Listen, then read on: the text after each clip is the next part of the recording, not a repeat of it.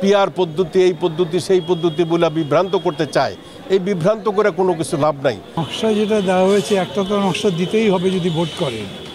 এটা নীল না কালো কি এটা কেমনে দেখছেন উনি তা জানি না। আমি এটার মধ্যে কোনো ষড়যন্ত্র দেখছি না। আমি বরঞ্চ দেখছি যে এর ফলে মানুষের মধ্যে একটা আস্থা এসছে, মনে করছে ইলেকশন তাহলে হচ্ছে। অলরেডি ধরেন মিডিয়াগুলো আপনারা নিজেরা, তারপরে যে পত্রপত্রিকা তাদের লেখা থেকে বলেছে, তারা মনে করছে নির্বাচনটা অত্যাসন্ন, এটা নির্বাচনের বলটাই গড়াচ্ছে। আমি পজিটিভলি দেখে মধ্যে নেগেটিভ কিছু দেখছি না। তো নির্বাচন 15ই ফেব্রুয়ারি হবে না কবে তা তো বলে নাই। আর সমস্ত প্রস্তুতি সম্পন্ন হয়েছে যথেষ্টভাবে, এরকম বলছি না। ধরেন পুলিশের ব্যাপারে দুর্বলতা আছে, প্রশাসনের দুর্বলতা আছে, যতখানি সময় আছে তার মধ্যে এটা কাভার আপ করা যাবে।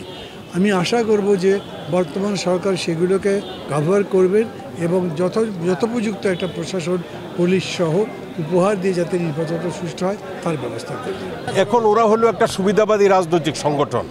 এরা নীল নকশা বলতেছে যে নির্বাচনটা যদি বন্টন করতে পারে তাহলে বিভিন্ন দপ্তর এবং অন্যান্য জায়গাতে যেইভাবে তারা জায়গা বসছে, এই জায়গা বসাটা নির্বাচনের থেকে বেশি গুরুত্ব তারা দেয়। কারণ নির্বাচন যদি হয়, তারা যদি একক বা ইসলামিক সংগঠনগুলোর সাথে যেভাবে জোট করতেছে, নির্বাচন করলে তো আপনার কয় পার্সেন্ট ভোট পাবে এটা দেশের মানুষ জানে। ইতিপূর্বেও তারা 10-12% ভোট পাইছে, হয়তো 12 বা 15% ভোট পাবে।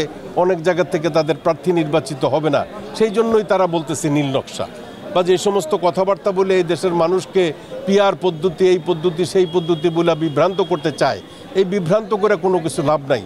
দেশের মানুষ এই যে রূপ যেটা এই রোডম্যাপ ঘোষণা করছে, এটার প্রতি সমর্থন থাকবে এবং বাংলাদেশের 100% না হইলেও 90% মানুষ এটার সমর্থনে ইনশাল্লাহ মাঠে নেমে যাবে নির্বাচনের জন্য।